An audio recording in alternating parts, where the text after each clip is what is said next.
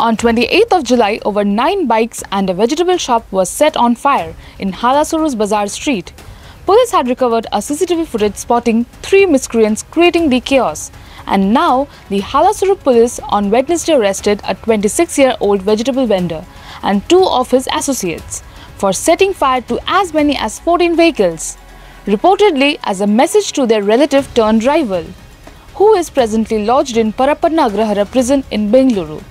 The police said that the prime accused in this case, Maqsood Ahmed, is a habitual offender involved in several cases. The police have opened rowdy sheets against the trio. Following this case, to know more about this incident, click the link given below in the description box. Jail ಹೋಗಿರ್ತಾನೆ. So ಆ jail ಯಾರು ಹೋಗಿದಾನ ಆರೋಪಿ ಅವನಿಗೆ ಇವರು ಬೀದಿಯಲ್ಲಿ accused 3 ಜನ ಏನಿದ್ದಾರೆ ಇವರಿಗೆ ಹೊಡೆದಿರ್ತಾನೆ ಅವನು.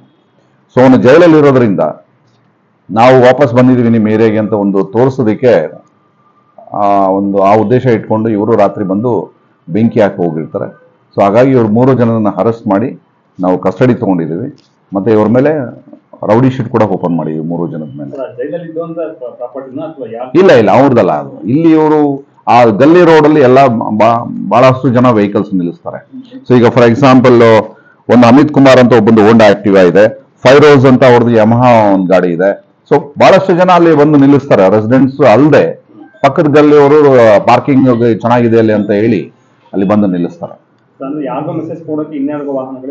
ಹೌದೌದು, ಅದು ಸ್ವಲ್ಪ ಮಿಸ್ಚೀಫ್ ಇದೆ ಇವರು 3 ಜನ ಹುಡುಗರದು. ಒಬ್ಬಂದು ಕೆಜಿಹಳ್ಳಿ ಪೊಲೀಸ್ ಸ್ಟೇಷನ್ ಅಲ್ಲಿ ಮತ್ತೆ ಬೇರೆ ಬೇರೆ ಕಡೆ 2-3 ಕೇಸ್ ಇದೆ.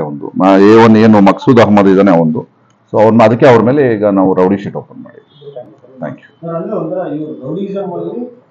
ರೌಡಿಸಮ್ ಅಲ್ಲ, ಅದು ಏರಿಯಾ ಡೊಮಿನೆನ್ಸ್ ಅಂದ್ರೆ ಅವನು ಜೈಲಲ್ಲಿ ಇದಾನಲ್ಲ, ಅವನು ಇವರಿಗೆ ಬೀದಿಯಲ್ಲಿ ಹೊಡೆದಿರ್ತಾನೆ ಒಂದ್ಸರಿ. ತುಂಬಾ ಒಂದು 4-5 ವರ್ಷದ ಹಿಂದೆ ಕೆನ್ನೆ ಹೊಡೆದಿರ್ತಾನೆ. ಅದಕ್ಕೆ ಅದನ್ನ ಮನಸ್ಸಲ್ಲಿ ಇಟ್ಕೊಂಡು ಅವನಿಗೆ ಒಂದು ಮೆಸೇಜ್